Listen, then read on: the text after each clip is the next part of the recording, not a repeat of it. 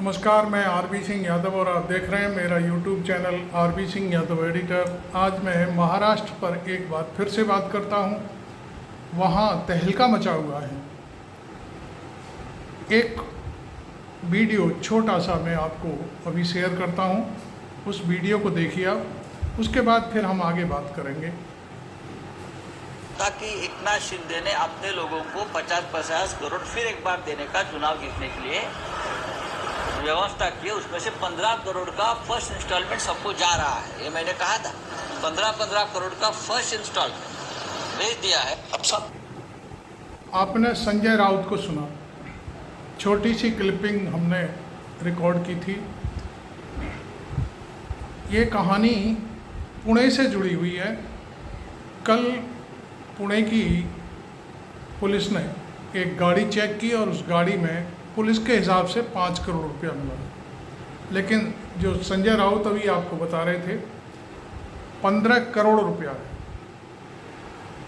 उस गाड़ी से 15 करोड़ उनका कहना है कि हमारे सूत्रों के हिसाब से शिंदे ने ये पैसा अपने उम्मीदवारों को भिजवाया। तो कुल मिलाकर के कहानी ये चल रही है कि एकनाथ शिंदे भारी मात्रा में रुपया कमा रहे हैं, गवर्नमेंट में बैठे हुए हैं, वो चीफ मिनिस्टर हैं और उस रुपए को वो खर्च भी कर रहे हैं, अपने इलेक्शन पर खर्च कर रहे हैं। देखिए, उनकी सबसे बड़ी दिक्कत क्या है मैं आपको बता दूं, वो ये है, ये आपको पहले समझनी होगी बात। एकनाथ शिंदे शिवसेना तोड़ करके बीजेपी के साथ चले गए। वो सबसे ज़्यादा प्रिय अमित शाह के थे। अमित शाह ने उन्हें पूरा प्रोटेक्शन दिया और यहाँ से लेकर के सुप्रीम कोर्ट तक उनकी व्यवस्था थी। उस व्यवस्था में जो उनके विधानसभा अध्यक्ष थे, उन्होंने अभी तक निर्णय नहीं दिया है कि जो शिवसेना तोड़ करके जो विधायक गए हैं उनकी सदस्यता रहनी चाहिए या नहीं रहनी चाहिए। तो ये जो बातें हैं वो बहुत ही मार्केबल हैं कि कहीं ना कहीं से होकर के उन पर गृह मंत्री अमित शाह जी का हाथ था, इसलिए उनका आज तक कुछ नहीं बदला। अब बात आती है कि शिंदे यदि अब की बार दूसरी बात कहना चाहिए, अब की फिर यदि चीफ मिनिस्टर नहीं बनते हैं तो लेने के देने पड़ जाएंगे। मैं समझता हूँ जो शिवसेना है असली, वो पूरी तरह से भंड हो जाएगी और जो विधायक हैं, जो कार्यकर्ता हैं, पार्टी के वर्कर हैं, वो सब लौट करके उद्धव गुट में मिल जाएंगे। आगे जो होगा ऐसा लगता है और इसी वजह से एकनाथ शिंदे हर हालत में बीजेपी से ज़्यादा टिकटें मांग रहे हैं कि हमें ज़्यादा टिकटें दें और हम जीत करके आएंगे। और वो जहाँ जहाँ उनके अपने उम्मीदवार हैं वो उनको पानी की तरह पैसा दे करके कह रहे हैं कि जीत के आना है, नहीं जीते तो हमारी राजनीति खत्म हो जाएगी। अब इस मामले में क्या देखिए, सबसे बड़ी बात, आरएसएस के जो मोहन भागवत हैं वो चाहते हैं कि उनका जो प्यारा डिप्टी चीफ मिनिस्टर है फडणवीस, वो यदि सरकार बनती है महाराष्ट्र में तो वो चीफ मिनिस्टर बनना चाहिए। बहुत सी चीज़ें हैं। आरएसएस भारतीय जनता पार्टी की मातृ संस्था है, उसके कई काम होंगे तमाम, तो और भी बहुत सारे काम होंगे। वो काम शिंदे की सरकार में नहीं हो पाए, बहुत सी मजबूरियां होती हैं, तमाम चीज़ें कह भी नहीं पाते। जब चूँकि अपने हाथ में बागडोर नहीं है तो बहुत सी चीज़ों से मुंह मोड़ना पड़ता है। खैर, अब आरएसएस चाहता है कि किसी भी सूरत में यदि सरकार बनती है तो उसके चीफ मिनिस्टर फडणवीस होने चाहिए। इधर आपको मालूम है कि अमित शाह और फडणवीस के बीच 36 का आंकड़ा है। बिल्कुल नहीं चाहते अमित शाह के फडणवीस चीफ मिनिस्टर बने। अभी भी एक पिछली बारी ये चर्चा चली थी कि किसी भी सूरत में पार्टी का अध्यक्ष फडणवीस को बना दिया जाए। यदि इस तरह से अमित शाह और नरेंद्र मोदी के सिर पर फडणवीस को बैठाल दिया गया तो आप जानते हो कि फिर क्या होगा। ये बहुत बड़ी बात है।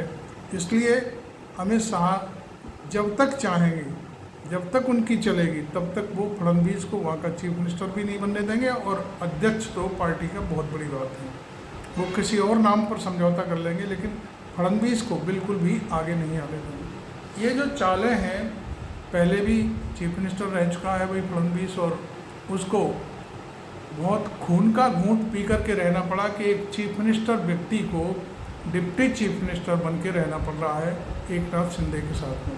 तो जो चीज़ें एकनाथ शिंदे के और फडणवीस के बीच चल रही हैं वो भी बड़ी घातक हैं। यहाँ तक ये खेल चल रहा है कि फडणवीस चाहते हैं कि शिंदे के विधायक हार जाएं, मेरे जब सबसे ज़्यादा जीत के आए, और शिंदे चाहते हैं कि फडणवीस चीफ मिनिस्टर नहीं बनने चाहिए, उसके जितने भी समर्थक विधायक हैं वो सबके सब हार जाएं। ऐसा राजनीति में होता है। उदाहरण के तौर पर हम अभी हरियाणा का ही चर्चा कर लेते हैं।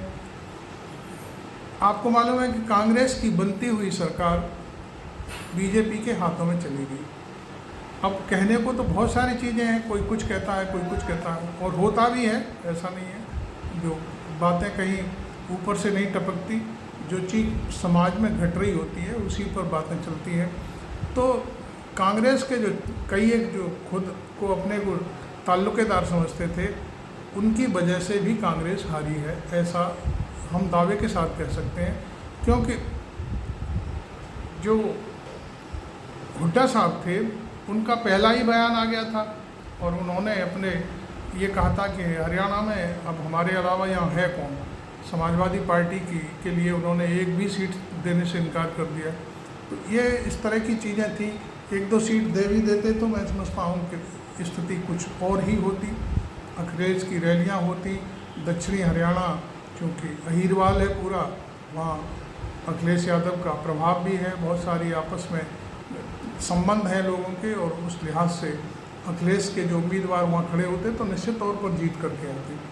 दूसरी बात मैं आपको बता दूं कि इस क्रम में जो शिंदे हैं वो नहीं चाहते किसी भी सूरत में कि फडणवीस उनसे किसी भी चीज़ में आगे निकल जाए, और वो ये भी चाहते हैं कि अब की बार मेरी सरकार फिर से आ जाए दोबारा, और जो अजीत पवार हैं वो उनके साथ रहें, हम दोनों मिलकर के सरकार बना सकते हैं। उनके अपने गुणा भाग हैं, लेकिन ये स्थिति इतनी भयानक चल रही है इस समय। वर्तमान में देखिए मोदी साहब कहाँ बैठे हुए हैं, रसिया में, वो एक ब्रिक्स की बैठक में भाग लेने गए हैं, वहाँ तमाम लोग उनसे मेल मुलाकात कर रहे हैं। उनके पीठ पीछे यहाँ पर इतना द्वंद्व मचा हुआ है महाराष्ट्र में कि पता नहीं कब क्या कहाँ पर क्या हो जाए।